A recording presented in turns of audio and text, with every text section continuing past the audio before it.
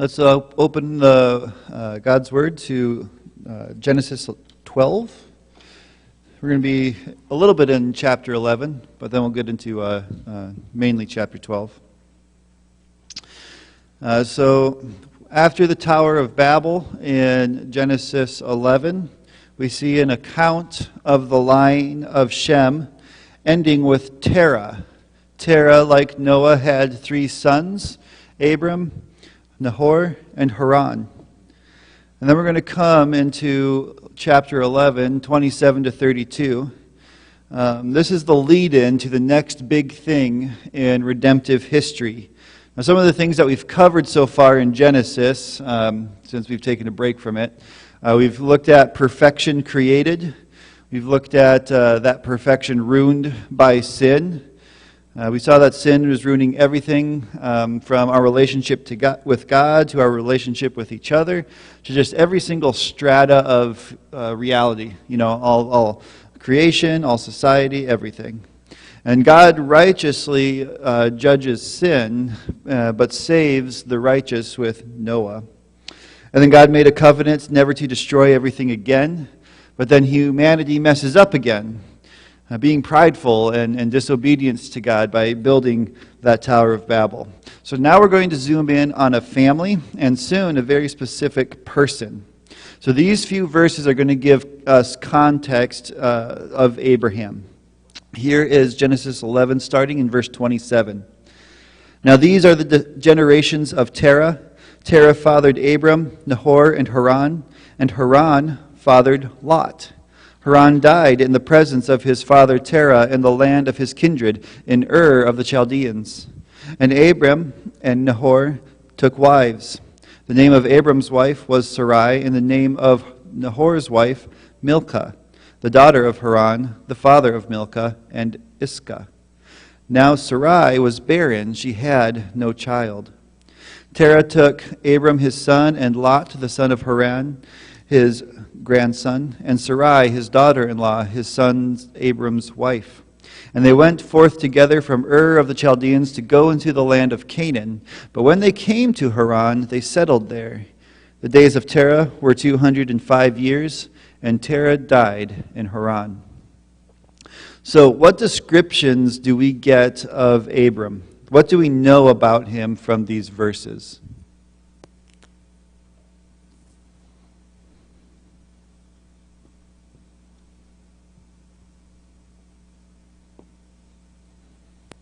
Not much.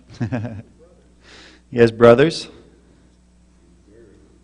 He's married. Yep, he has a nephew.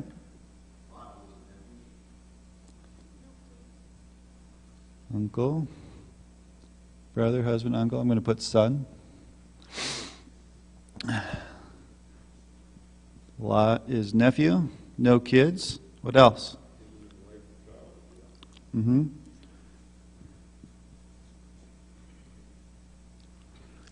All right, so this is giving us some basic descriptions of Abram, soon to be Abraham. I might mix that up as we go throughout this. It's the same person, of course.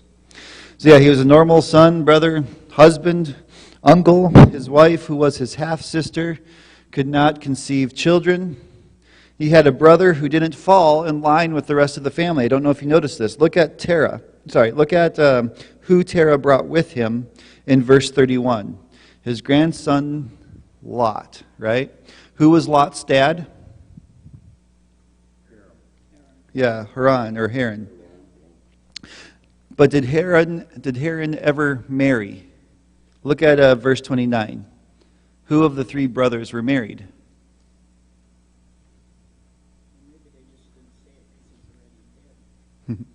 True.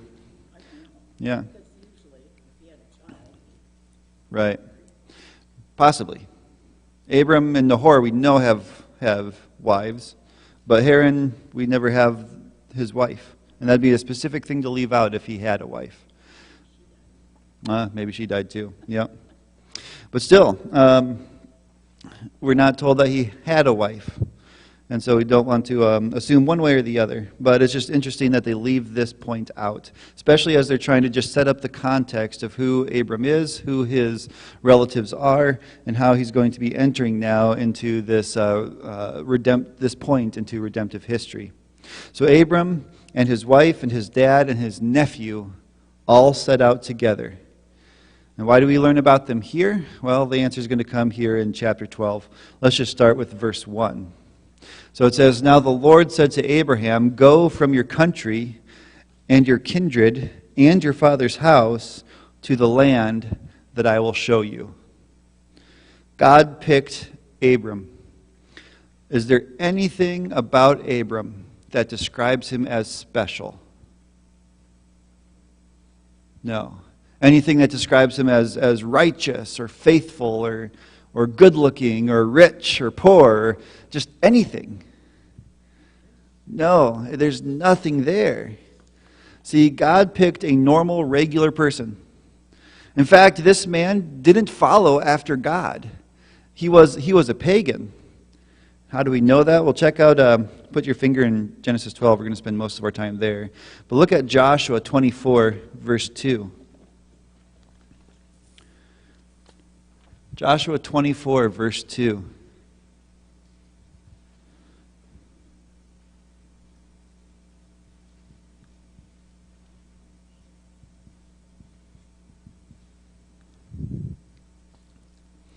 This is what it says. I'm going to start in verse 1 just to give context. Joshua 24, verse 2. "Joshua gathered all the tribes of Israel to Shechem and summoned their elders, the heads, the judges, and the officers of Israel, and they presented themselves before God. And Joshua," verse 2, "said to all the people, 'Thus says the Lord, the God of Israel, long ago your fathers lived beyond the Euphrates, Terah, the father of Abraham and of Nahor, and they served other gods.'"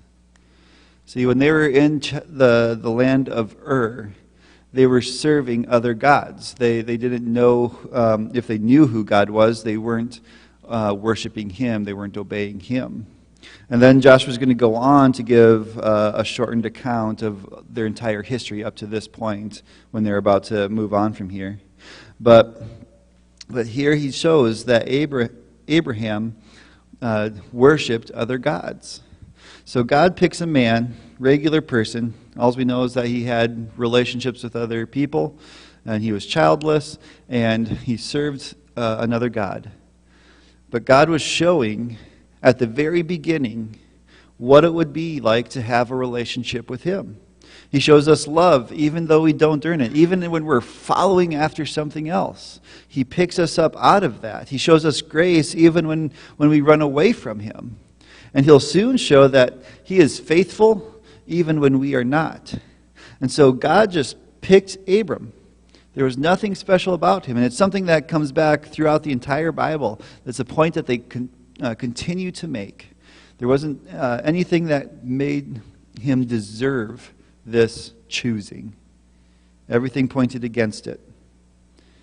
So God picked Abraham, gave him a command, and said, "Go to the land that I will show you." And then He gives him a few promises. Let's come back to Genesis 12.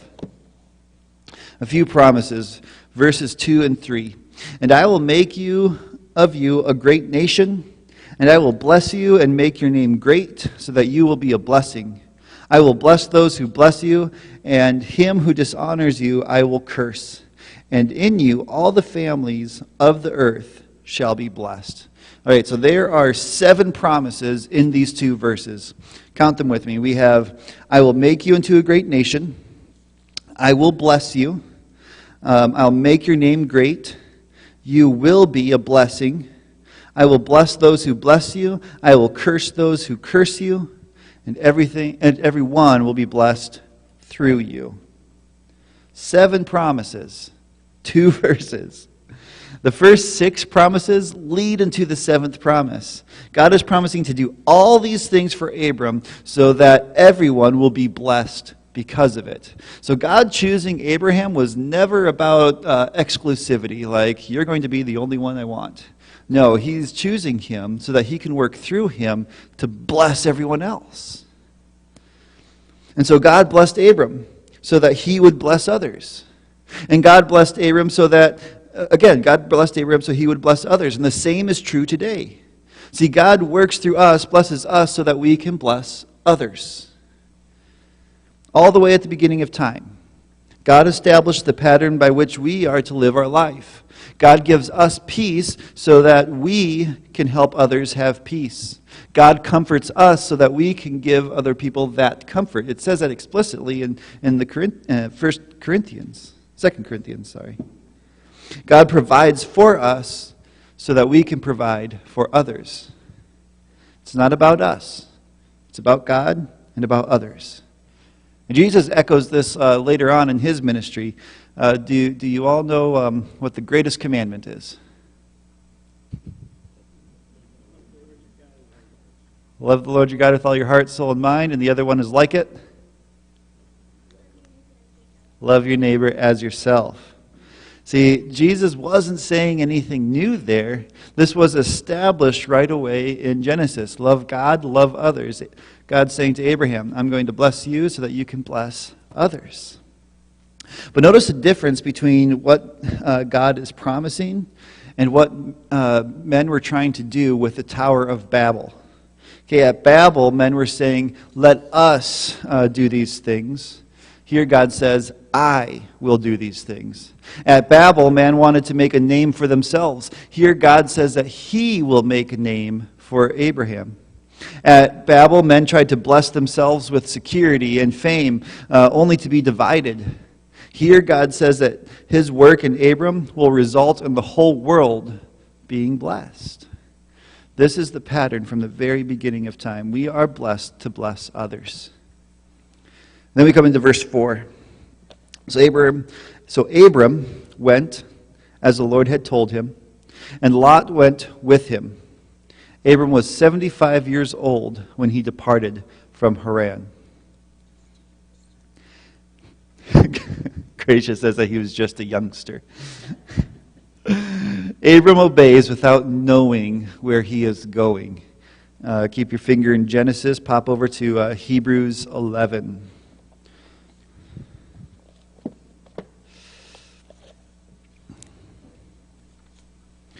Hebrews 11.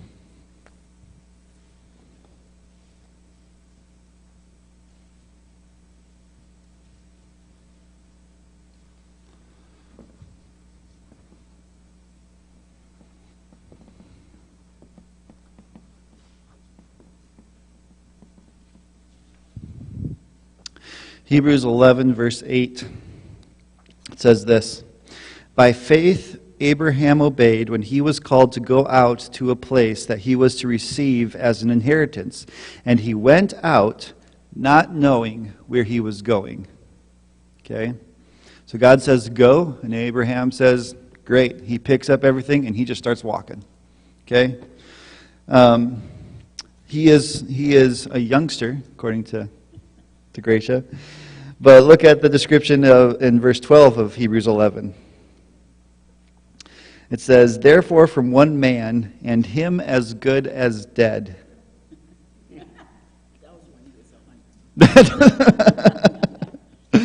So he is as good as dead, it says. He is, I'm going to call him a seasoned adult. But he obeyed. You know, just think if he thought, I've put in my time, I've done my part, now it's time for the younger generation to do their part. Okay, there's no age limit on obediently serving God. God's blessings for Abram came in the second half of his life.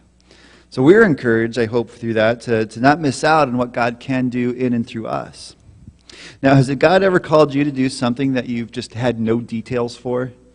Or has he called you to go somewhere but you don't know where? Anyone? It does for Abraham. Not to this degree, but Katie and I were called, at least away from safety and security. We went from Mankato, Minnesota, where we were living. Miriam was born. Obadiah was too. Down to Johnson City, Tennessee. And from Johnson City, Tennessee, he called us up to Pierce, South Dakota. And now from Pierre, South Dakota, he's called us here. And let me tell you something that I've learned in my short life here on earth from the Bible, and that's backed up by the Bible. God will sustain you through it all. That's what we've seen our whole time. So think about it for a second. Is there something that God is calling you to do or to go somewhere? And are you ready to take that step in faith? Let's look back at Genesis 12, verses 5 to 7. And Abram took Sarai, his wife, and Lot, his brother's son, and all their possessions that they had gathered, and the people that they had acquired in Haran. And they set out to go to the land of Canaan. When they came to the land of Canaan, Abram passed through the land to the place at Shechem, to the oak of Moreh. At the time, the Canaanites were in the land. So Abram acted in faith and went to a random land. This is what's going through his mind. He just started walking, and he went all the way to this one random spot, and there God appeared to him and said, I'm going to give you this land. Now, do you think that God commanded Abram to go somewhere, but God didn't have any clue where it would be? Or that, God watched with anticipation for where Abram would go and then, took out some maps and consulted them and was like, yeah, this will work. This is as good a place as any. No, God was guiding him the whole time. He didn't wait for him to wander around and then say, yeah, that'll be good enough. No, God is always working, sometimes from the front, sometimes from behind the scenes. And God didn't leave him in the dark forever. Check out verse 7. He said, this is the land. The Lord appeared to Abram and said, to your offspring I will give you this land. Okay, it's like a Mufasa and Simba moment. Everything the light touches is yours. Okay? See, when we respond in faith, even though it may take a while, and the journey here from what we believe to be Haran to Canaan is quite long on foot, with all the people and possessions that made it. It's about 400 miles. But so even though it can take a long time to get there, God will reveal his plan to us. Let's look at verses 7 to 9. Then the Lord appeared to Abram and said, to your offspring I will give you this land. So he built there an altar to the Lord, who had appeared to him. From there he moved to the hill country on the east of Bethel and pitched his tent, with Bethel on the west and Ai on the east. And there he built an altar to the Lord and called upon the name of the Lord. And Abram journeyed on, still going toward the Negeb.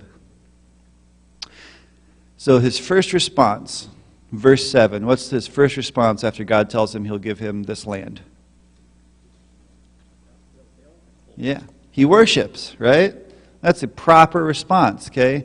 He steps out in faith, doesn't know where he's going. He shows up to a random land, and God's like, this one, right here. This is what I'm going to give you. And so Abram worships him there.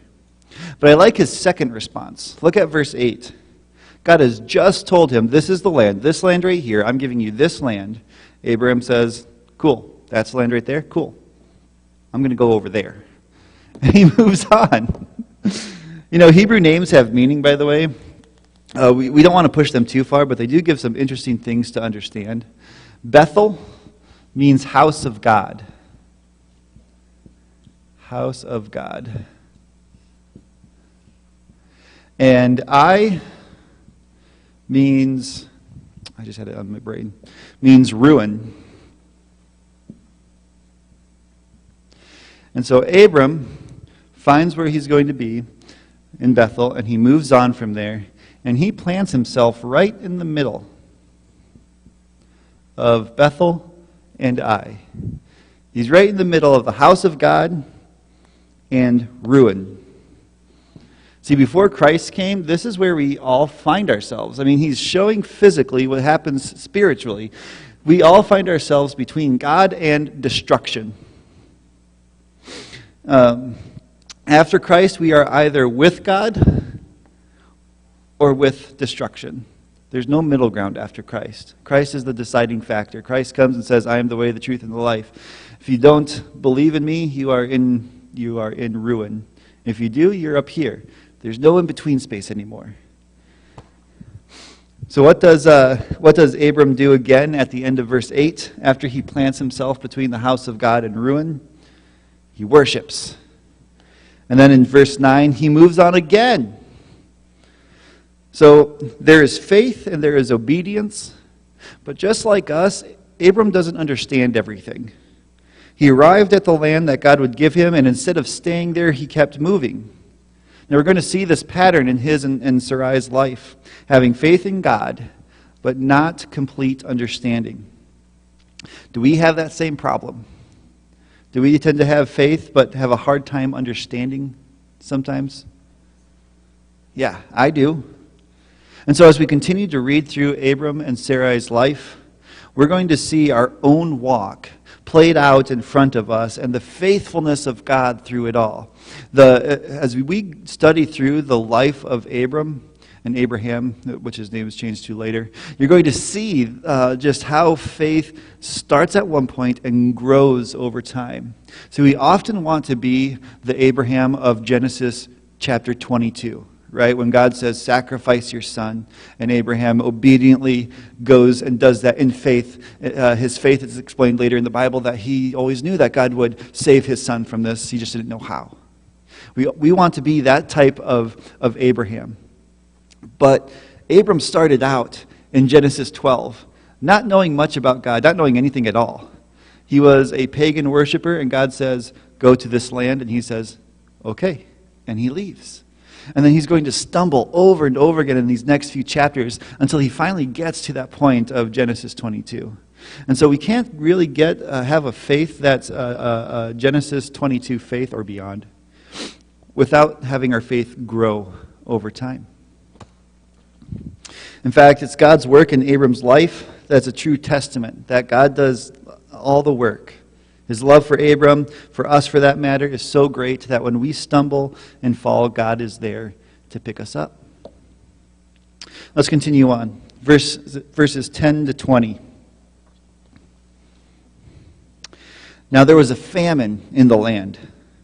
So Abram went down to Egypt to sojourn there, for the famine was severe in the land. When he was about to enter Egypt, he said to Sarai, his wife, I know that you are a woman beautiful in appearance, and when the Egyptians see you, they will say, this is his wife. Then they will kill me, but they will let you live. Say you are my sister, that it may go well with me because of you, and that my life may be spared for your sake. When Abram entered Egypt, the Egyptians saw that the woman was very beautiful. And when the princes of Pharaoh saw her, they praised her to Pharaoh, and the woman was taken into Pharaoh's house. And for her sake he dealt well with Abram. And he had sheep, oxen, male donkeys, male servants, female donkeys, and camels. But the Lord afflicted Pharaoh and his house with great plagues because of Sarai, Abram's wife. So Pharaoh called Abram and said, What is this you have done to me? Why did you not tell me that she was your wife? Why did you say, she is my sister, so that I took her for my wife? Now then, here is your wife. Take her and go. And Pharaoh gave men orders concerning him, and they sent him away with his wife and all that he had. So the context for what is happening here in verse 10, there's a famine, right? And Abram moves to a place where there should be food. But notice an important lesson for our own walk with God. See, God has spoken to Abraham, and in faith he obeys, and then there is a famine. What should have Abram done? Yeah, ask God what to do. Trust in God, okay? He's come to the land that God is going to give him, and there's famine there, and he's like, I better just abandon this and leave. He should have trusted God. God promised to take care of Abram. But as soon as there was just, a hiccup, Abraham left. So when testing comes to us in our faith, don't we want to cut and run sometimes too? But nothing good comes out of his time in Egypt. Some may think that not everything was bad there. After all, Pharaoh gave Abram a lot of wealth. But everything that he got from Egypt later caused trouble. Just take a minute and look at chapter 13, verse 6. Chapter 13, verse 6. So the land that Abram and Lot were in after Egypt here, so the land could not support both of them dwelling together, for their possessions were so great that they could not dwell together. Why did Abram and Lot have to separate ways in the next chapter?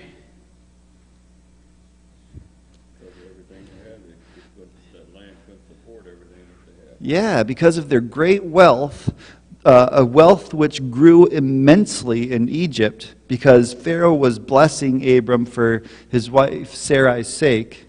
They had to separate ways. They could no longer be together. The land could no longer support them.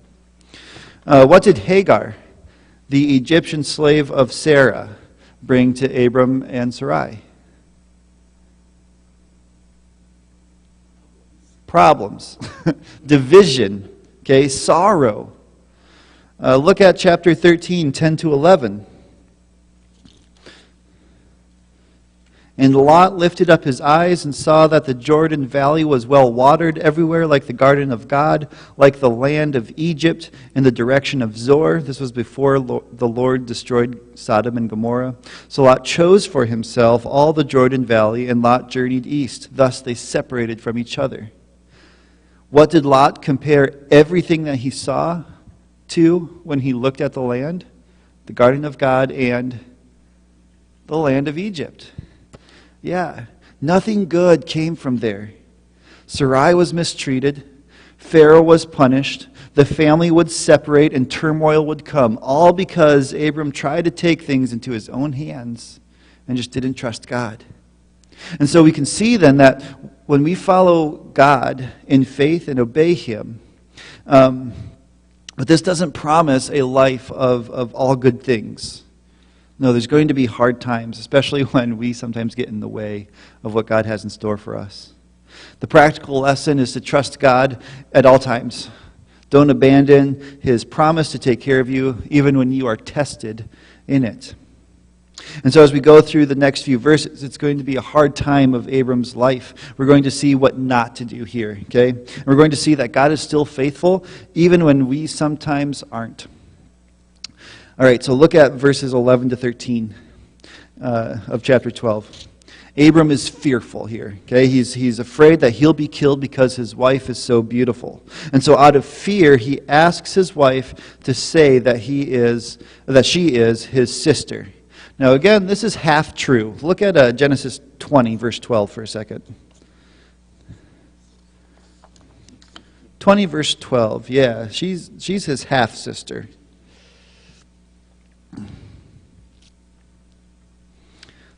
Chapter 20, verse 12. He says, "Besides, she is indeed my sister, the daughter of my father, though not the daughter of my mother, and she became my wife." And so he's purporting a half-truth here. Say that you're my sister, okay? Not my wife, and things will be good. All right, come back to Genesis 12. Yeah, so Abram lies and Pharaoh gets in trouble. All right, yeah, we'll get to that.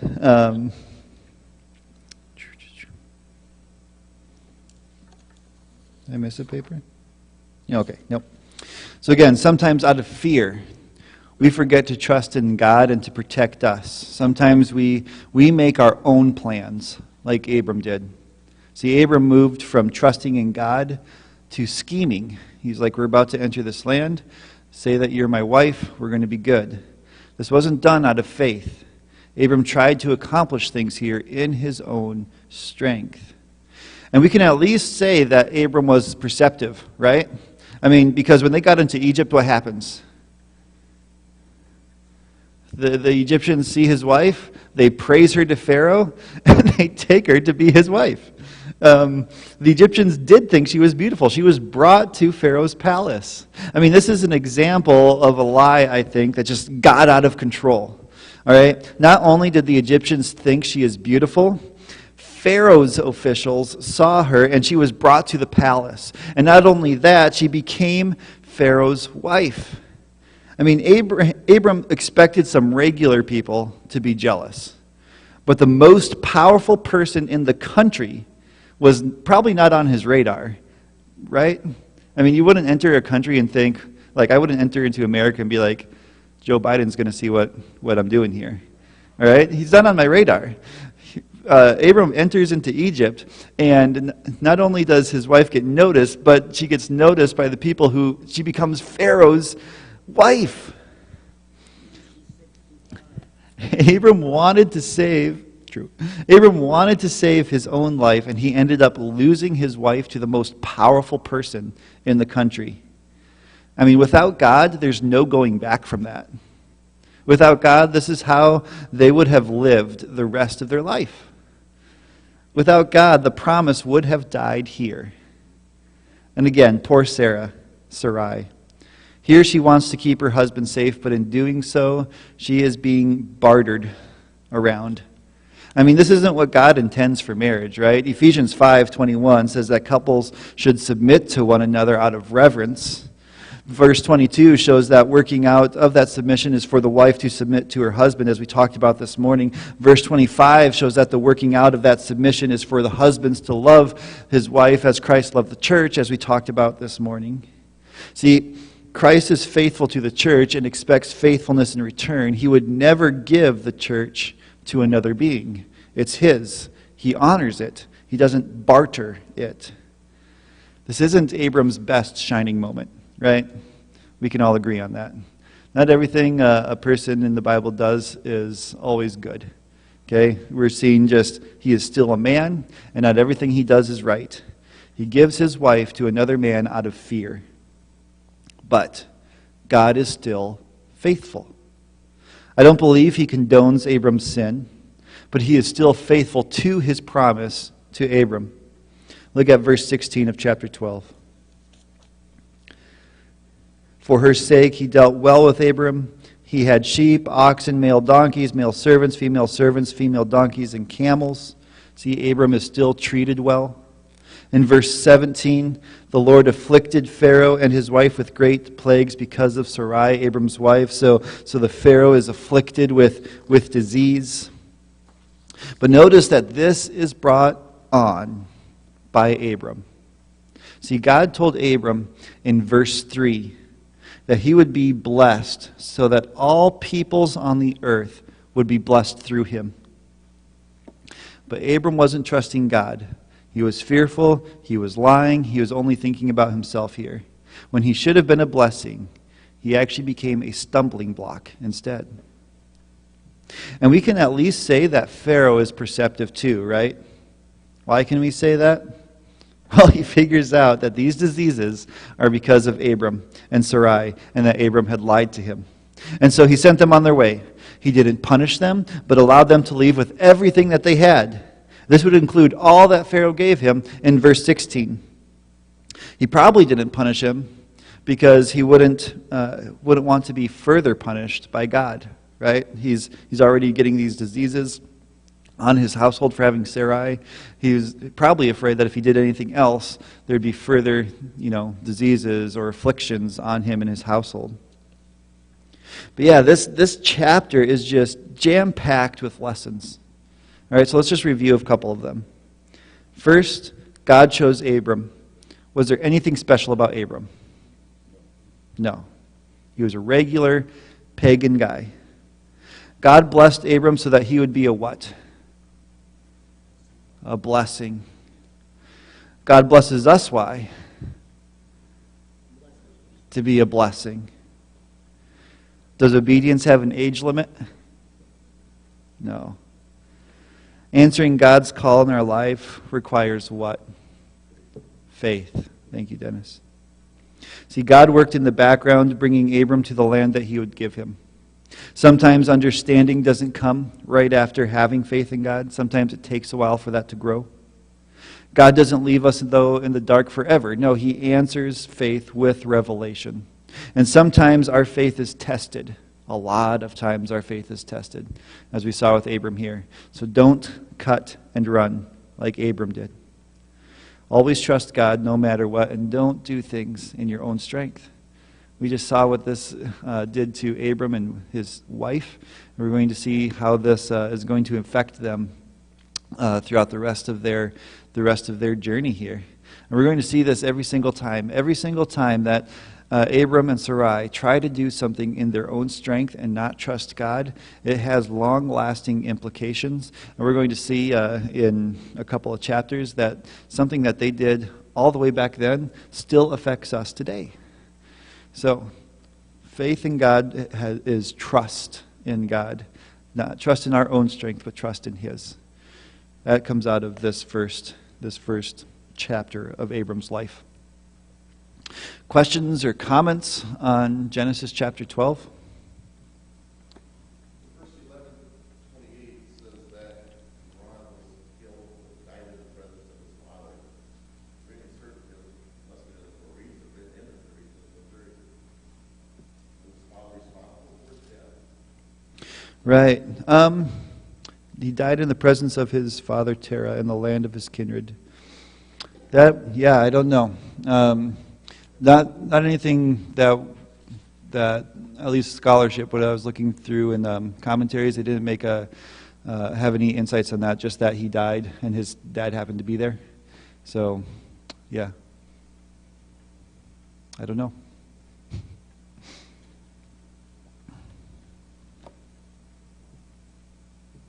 Does anyone else have an answer to that one that can help?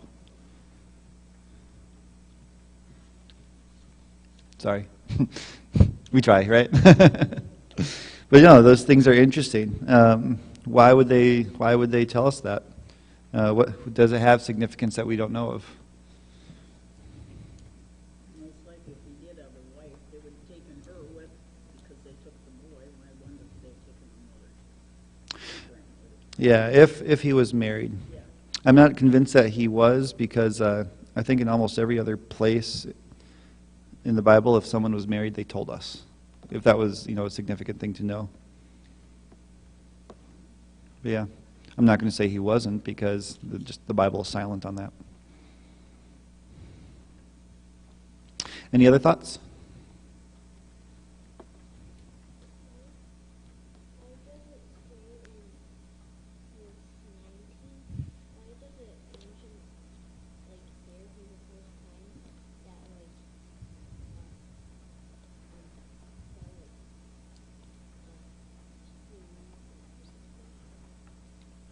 Oh, sure. Obadiah is wondering, why does it say in verse 19, does it say for the first time that Pharaoh married Sarai? And I think it's because it's the first time that we are seeing from Pharaoh's perspective what's happening here.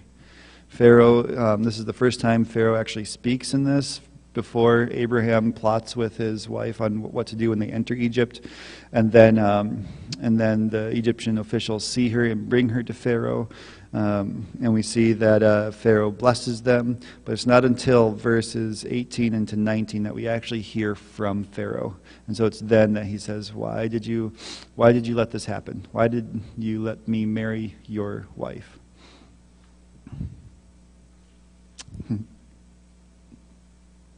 All right, next week we do not have a Sunday evening service. It is Mother's Day. The week after, we do not have Sunday evening service because it is the graduation, May 15th. And so Discipleship University starts up again right now on May 22nd. Okay? We'll do Genesis 13. So you have like 2 weeks to prepare. You should know the Hebrew of this by the time you come back. All right. Thank you all for coming. Have a good night.